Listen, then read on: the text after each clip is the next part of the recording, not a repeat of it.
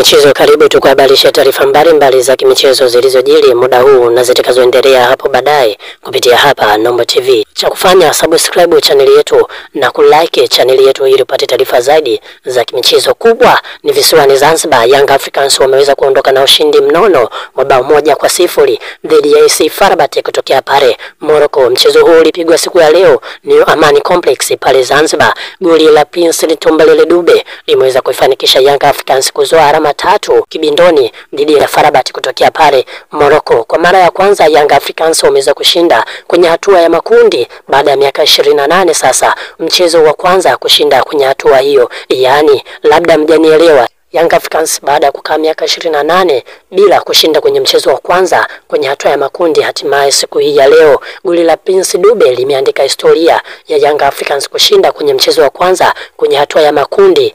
Young Africans wameondoka na alama 3 dhidi ya AS FAR Rabat kutokea pale Morocco na kuzoa milioni 5 ya goli ya mama aliko pale pale. Young Africans wakifanya hivyo, Young Africans wao mchezo wao wa kwanza dhidi ya AS FAR Rabat, tukumbuke tu Young Africans kwenye kundi lao wapo na Al Ahly Jezi Kobili kutokea pale Algeria na FAR Rabat kutokea pale Morocco, lakini bila kuwasahau wenyewe Young Africans kutokea Tanzania, na kufanya kundi lao lizungumzwe Afrika nzima kuwa ni kundi gumu. Lakini Young Africans wameweza kuondoka kiume siku hii ya leo. Goli la Prince Dube kipindi cha pili limeweza kufanikisha Young Africans kuzoa alama 3 na goli 1 kibindoni na kusonga mbele zaidi kwenye hatua ya klabu bingwa barani Afrika, yani hatua ya makundi, na kufanya Young Africans waandike historia kwa mara ya kwanza baada ya miaka 28 kuto kushinda kwenye hatua ya makundi. Kwa mchezo wa kwanza wameweza kufanikisha kuibuka na ushindi wa bao 1-0